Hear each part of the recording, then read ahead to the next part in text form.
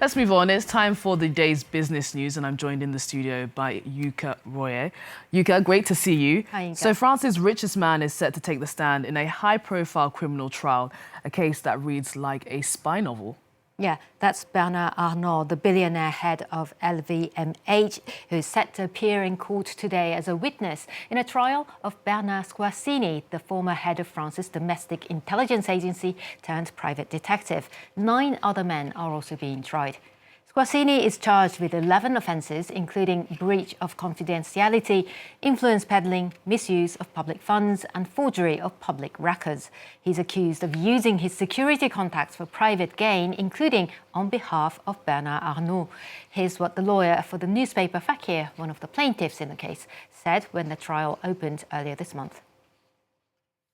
Something very serious has happened, which is the exploitation by a large group of all possible state services, the exploitation by a group of its wealth, the implementation of what we can call everything is allowed. Well, you could give us some more background on this man, Bernard Squarcini. So he headed the DCRI security service, the French equivalent of the FBI, between 2008 and 2012 during Nicolas Sarkozy's presidency. In 2013, he left for the private sector and set up his own company, and until 2016 worked as a security consultant for LVMH, the luxury behemoth headed by Bernard Arnault that includes Louis Vuitton, Christian Dior and Moet & Chandon.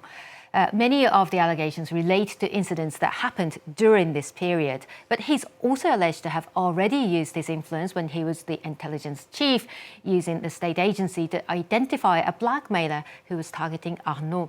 After he left, he continued to use his network of police and intelligence officers to get confidential information, including on an investigation into LVMH's attempt at a hostile takeover of a smaller rival, Hermès. That case became known as a handbag war, resulting in LVMH paying an $8 million fine for stealthily building up a 20% stake in the rival.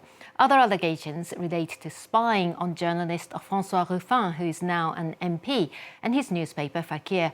Squarcini allegedly used moles to infiltrate the newspaper to get information about their activism against the luxury house. Ruffin later produced a documentary film called Thanks Boss, detailing Arnault's handling of business and employees. Squarcini denies any wrongdoing, and Arnault has denied any knowledge of the alleged affairs.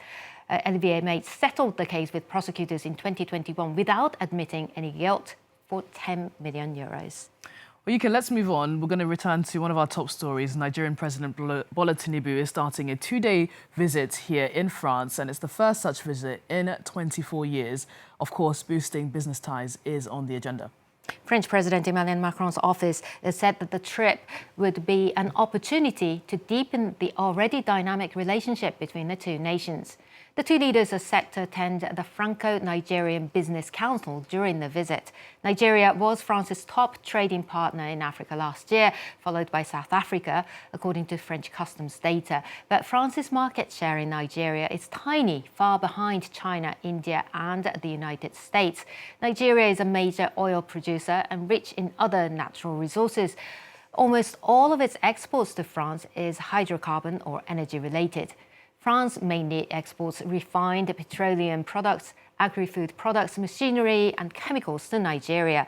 Trade deficit with Nigeria spiked after COVID, but narrowed last year due to a decline in oil prices. Paris, of course, is looking to boost investment to improve its presence on the African continent after a series of military coups that hit its former colonies, Niger, Mali and Burkina Faso, and reduced Paris's influence. Its pivot towards English-speaking Africa signals Macron's desire to reverse the country's declining influence there. Well, let's focus on Thanksgiving now. Of course, Americans are going to be celebrating that today, but they are finding it expensive to host their traditional dinners. Well, the cost of a Thanksgiving dinner has gone up a lot in recent years, along with everything else, of course. With inflation still haunting many households in America, many families are either switching to cheaper food options or cutting back on their guest list. It's egg prices that have gone up the most. Here's Camille Knight with the details. You can't bake a Thanksgiving dessert without breaking a few eggs. But this year, it's breaking the bank too. Demand is pushing costs even higher this season. Egg prices at the supermarket were up 30.4% in October from the year before. Holiday cooking isn't the only factor. The supply of eggs is also down. Avian flu has been plaguing farmers since January 2022, and cases started to spike again last month. Just recently, we had 4 additional outbreaks here over the last month or so. And so as you look across the supply chain, as we're moving eggs around the country to make sure everyone has the eggs they want this holiday season, that supply is very tight. The American Farm Bureau Federation says the virus has killed 108 million birds since 2022, impacting 8% of the nationwide supply of eggs. Climate change has been exacerbating the problem by changing the habits of wild birds that are circulating in different patterns to what farmers are used to. At least a few supermarkets are trying to absorb some of the increases for now, but experts warn even store products made with eggs could soon be more expensive.